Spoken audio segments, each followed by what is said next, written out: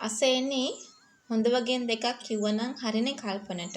අද කෝ කලන අනේ මේ කලනගේ චේතිගේ කොටස් පෙන්නුවට ඒව යන්නේ නෑනේ. කල්පන ඕනවට වඩා ඇඟට આવතින්.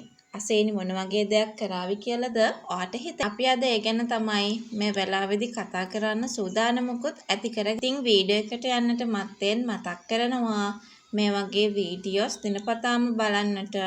ඔයා කැමැත්තක් වගේම උනන්දුවකුත් තියාගෙන ඉන්න කෙනෙක් නම් එහෙනම් අනිවාර්යෙන්ම මගේ channel එක subscribe කරලා මාත් එක්ක එකතු වෙන්න අමතක කරන්න එපා.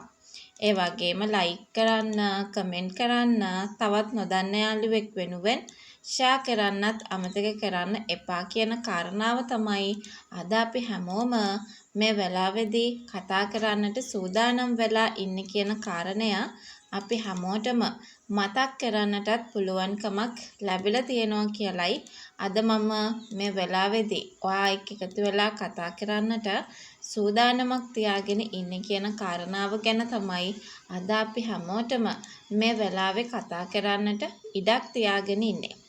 තව දෙයක් මම ඔයාට මේ වෙලාවේ කතා කරන්නට අවස්ථාවක් තියාගෙන ඉන්න ඕනි කියන කතාව ගැන තමයි අද අපි හැමෝම මේ වෙලාවේ කතා කරන්නට සූදානම් වෙලා ඉන්නේ කියන ඒ අපූර්ව කතාව තමයි මට ඔයාට මතක් කරන්න තියෙන්නේ. ඉතින් කොහොම වුණත් කල්පන දැන් මාරු වීමත් හදලා දීපු හින්දා ඉදිරියට ලොකුකම් කතා කරන්න පුළුවන්.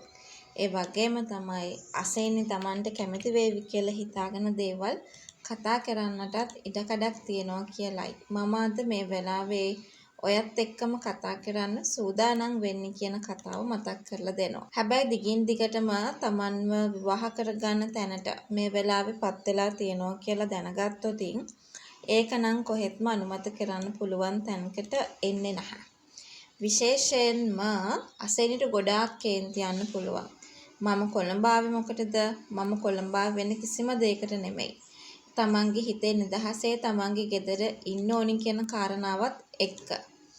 හැබැයි ඒ වුණත් තමන්ට මේ වෙලාවේ අහන්න ලැබෙන දේවල් කොහෙත්ම අනුමත කරන්න බෑ. ඉතින් අනිත් එක කල්පනත් එක්ක විවාහයකට යන්න තමන්ට බෑ. තමන් මහිත් එක්ක සම්බන්ධකමක් තියාගෙන ඉන්නවා. ඒ සම්බන්ධකම නවත්තන්න මට උවමනාවකුත් නෑ කියන කතාව ගැන තමයි අද අපි මේ වෙලාවේ ඔයත් එක්ක කතා කරන්නට බලාපොරොත්තු වෙන්නේ. ඉතින් කොහොම හරි තව දෙයක් මම මේ වෙලාවේ ඔයා එක්ක එකතු වෙලා කතා කරන්නට සූදානමක් තියාගෙන ඉන්නවා කියන කතාව ගැන තමයි අද අපි හැමෝටම මේ වෙලාවේ කතා කරන්න අවස්ථාවක් තියාගෙන ඉන්නේ කියන කතාව අපි මතක් කරලා දෙන්නට සූදානමක් තියාගෙන ඉන්නවා. විශේෂයෙන්ම තව දෙයක් මම ඔයාට මතක් කරන්න ඕනේ. ඒ තමයි අසේනි කොහෙත්ම ඉවසන්නේ නෑ මේ දේවල්. අසේනිට ඉවසන්න උවමනාවකුත් නෑ. අසේනි අනිවාර්යෙන් කල්පනට බැනවදින්නේ Tamanට තමන්ගේ පාඩුවේ ඉන්න දෙන්න කියන දේ කියලයි අපි අද මේ වෙලාවේ ඔයත් එක්කම කතා කරන්නට සූදානමක් තියාගෙන ඉන්න කියන කතාව අපි අද මතක් කරනවා.